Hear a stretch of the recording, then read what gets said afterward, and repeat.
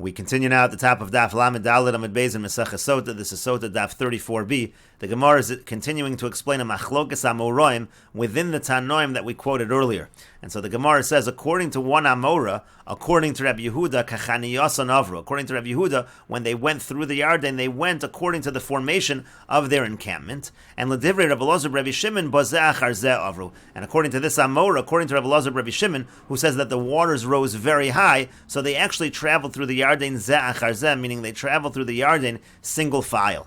The Chad Amar and the other Amora says, Bein Mar Bein Mar. It doesn't matter whether you're following Rabbi Yehuda or whether you're following Rabbi Elazar Rabbi Shimon. They both agree Kechaniyas and Avru that they went through in the formation of their encampment. And the Gemara explains the Machlokas Amoraim. Mar Savar Adam Kal. One of the Amoraim holds that a person is fast. Umar Savar Mayim Kalim. And the other one holds that the water is faster. And that's why they argue within Rabbi Elazar Rabbi Shimon whether they went through according to their encampment or whether they went through single file.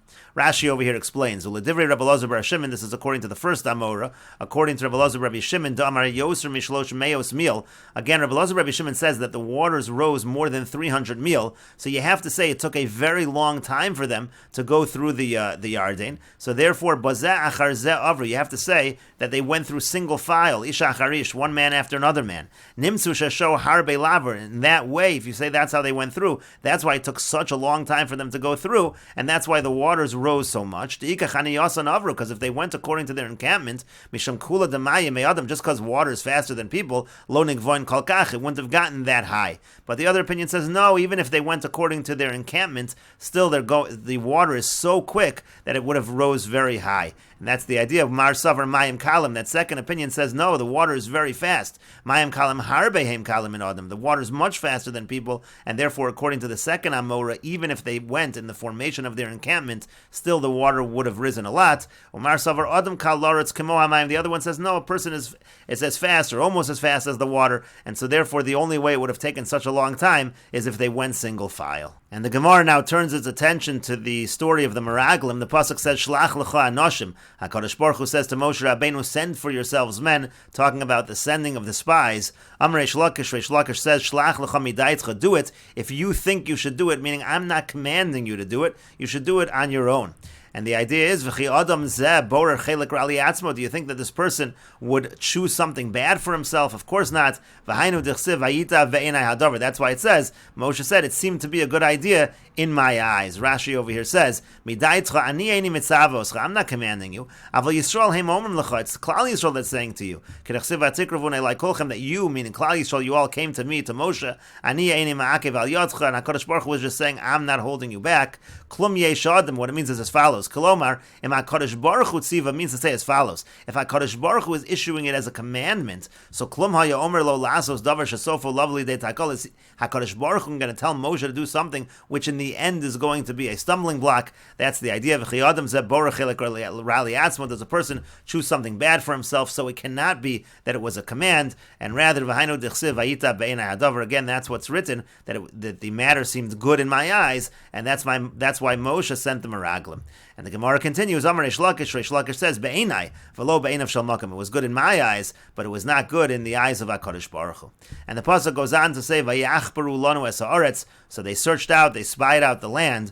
Amar Rabbi Chia bar Abba says, the Meraglim lo niskavnu el lavushta shel Eretz Yisrael. The Meraglim, their real intention was to embarrass, so to speak, the land of Israel. Ksivach, it says over here, Vayachbaru lanu es haaretz. It uses this language of Vayachbaru, Uksiv hasam, and it says over there, this is a pasuk from Yeshayahu, it says, V'chafra halavanu vosha acham. It's talking about the fact that the moon and the sun, they're embarrassed about the fact that they're served as if they were idols, and it uses a similar language, V'chafra, Vayachbaru, it's a language of embarrassment, and the idea over here is, again, their intention was that they wanted to demean Eretz Yisrael. And the Gemara continues, Ve'ela Shemosam, then it lists the names of the Meraglim, Lamate Ruven Shamua ben Zakur. Amar Rabbi Yitzchak says, Dover zeh mesoros bi'adeinu me'avoseinu. We have the following tradition from our fathers. Meraglim al shem ma'aseyem nikru. The names of the Meraglim is really, they're named according to their deeds.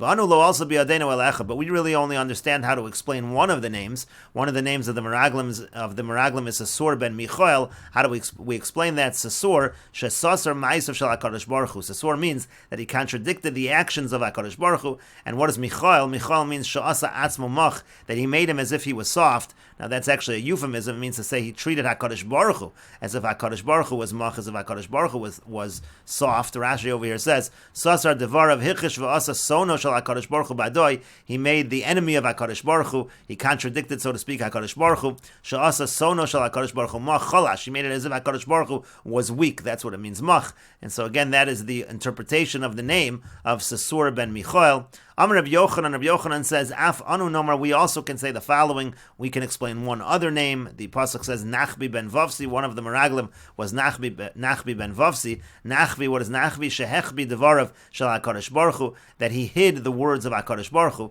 Rashi says that means Shehechbi devarav v'lo amran kemos shehein, meaning to say that he distorted the goodness of Eretz Yisrael. And then Vavsi, what does Vavsi mean? Shepisal midos of Shel HaKadosh Baruch Hu, means he stamped on the attributes of HaKadosh Baruch Hu. And Rashi says a similar explanation. Shepisa dileg, he skipped over Shelo Amron Kasherheim. Again, he distorted the words of HaKadosh Baruch Hu. And the Gemara continues. The pasuk says, by the Meraglim, Vayalu ba'negev Vayavo at Chevron. It says they went up by the south, and he came to Chevron. And the Gemara says Vayavomi boile. It should say they came to Chevron. What's Vayavo in singular? Amar Rava says Melamed Shapiresh Kalev Me'atzas Meraglim. It teaches us that Kalev separated from the council of the spies. V'holach v'nishtateach al kivrei avos, and he went and he spread himself. He davened by the grave sites of the avos. Amar lehen, he said to them, Avosai, my fathers, bakshu alai rachamim, you should daven for me, she'enotzal me'atzas meraglim, that I should be saved from the evil counsel of the meraglim. And the Gemara explains, Yehoshua kvar bikesh Moshe olav rachamim. With regards to Yehoshua, he didn't daven because Moshe already davened for him. Shenemar, as the pasuk says, Vayikra Moshe leHoshea ben Nun Yehoshua, Ko Yoshiacha me'atzas meraglim. It says Moshe called Hoshea ben Nun Yehoshua. The idea is that HaKadosh Baruch Hu should save you from the evil counsel of the meraglim. And the Gemara continues, V'hainu dichsiv v'avdi kolev ekev hoysa ruach acheres imo v'gomer. That's what it means when it says in the pasuk that Kolev, since he had a different spirit with him, he was given Chevron. That's the idea, because he went to Chevron to daven to be saved from the evil counsel of the meraglim. And Rashi explains, V'hainu dichsiv v'avdi kolev v'haviyosiv el ha'aretz asher bo shama v'hi Chevron. It says, I'm going to bring him to the land. What land are we talking about? We're talking about Chevron. K'dichsiv v'yiten es Chevron l'kolev. Like it says, Chevron was given to Kolev. Shma mina kolev hu da'azal l'Chevron. You see that it was Kolev that was the one that went to Chevron. And the Gemara continues, the pasuk says, by the Meraglim, V'sham Achimon Sheshai v'Talmai, there were the giants, Achimon Sheshai and Talmai. Achimon, what does it mean? Achimon miyuman shebe'echav. What it means is he was the most skilled of his brothers. Sheshai was Sheshai, shemesim es ha'aretz kishchasas. It means that he put ditches into the earth because he was so large. And Talmai, shemesim es ha'aretz tulamim. And Talmai, why is he called Talmai? Because he put furrows into the earth. Again, this is because as they were walking, they were so large and heavy, they created these ditches and these furrows in the earth. Tavrachar, another explanation, Achimon bona Anos. Achimon was the one that built the city of Anos. Sheshai bona Alush. Sheshai built the city of Alush, and Talmai bona Talbush, and Talmai built the city of Talbush. Yelidei ha'anok, what does it mean, Yelidei ha'anok? Shema'anikin chama b'komasan. It means they were so tall, it was as if the sun was like a necklace around their necks. And the Gemara continues, V'chevron sheva shanim nivnesa. It says that Chevron was built 7 years before Tzoan in Mitzrayim. And the Gemara says, Mai nivnesa. What does it mean that it was built?